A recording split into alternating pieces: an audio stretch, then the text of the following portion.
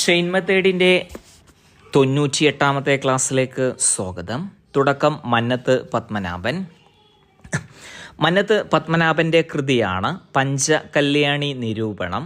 പഞ്ചകല്യാണി ശിവജിയുടെ കുതിരയാണ്. ശിവജിയുടെ ആത്മീയ ഗുരു രാംദാസ്.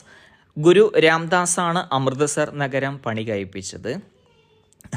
അമൃത്സർ നഗരത്തിനുള്ള സ്ഥലം നൽകിയ മുഗൾ ചക്രവർത്തി അക്ബറാണ് ഫത്തേപൂർ സിക്രി സ്ഥാപിച്ചത്. ഫത്തേപൂർ സിക്രിയുടെ കവാടം ബുലന്ദ് ദർവാസ. അലൈ ദർവാസയാണ് കുത്തുബ് മിനാറിൻ്റെ കവാടം എന്നറിയപ്പെടുന്നത്. കുത്തുബ് മിനാറിൻ്റെ പണി ആരംഭിച്ചത് കുത്തുബുദ്ദീൻ ഐബക്കിൻ്റെ കാലത്താണ്. കുത്തുബ് മിനാറിൻ്റെ പണി പൂർത്തിയാക്കിയത് ഇൽത്തുമിഷിൻ്റെ കാലത്താണ്. ഇൽത്തുമിഷാണ് അടിമയുടെ അടിമ എന്നറിയപ്പെടുന്നത്. അടിമക്കച്ചവടം തിരുവിതാംകൂറിൽ നിർത്തലാക്കിയ ഭരണാധികാരി റാണി ഗൗരി ലക്ഷ്മിബായി. റാണി ഗൗരി ലക്ഷ്മിബായിയാണ് തിരുവിതാംകൂറിൽ ഏറ്റവും കുറച്ചു കാലം ഭരിച്ച ഭരണാധികാരിയായത്.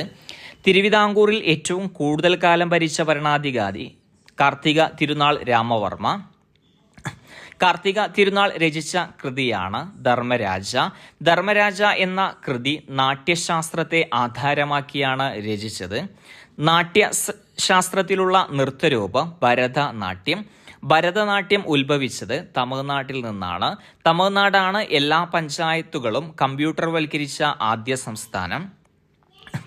ജനന മരണ രജിസ്ട്രേഷൻ കമ്പ്യൂട്ടർവൽക്കരിച്ച കേരളത്തിലെ ആദ്യ ജില്ല മലപ്പുറം ജില്ല രൂപീകരിച്ച വർഷം 1969.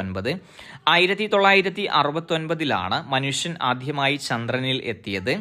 മനുഷ്യൻ ആദ്യമായി ബഹിരാകാശത്തെത്തിയ വർഷം 1961. 1961 സ്ത്രീധന നിരോധന നിയമം പാസാക്കിയത്. സ്ത്രീധന നിരോധന ദിനം നവംബർ 26.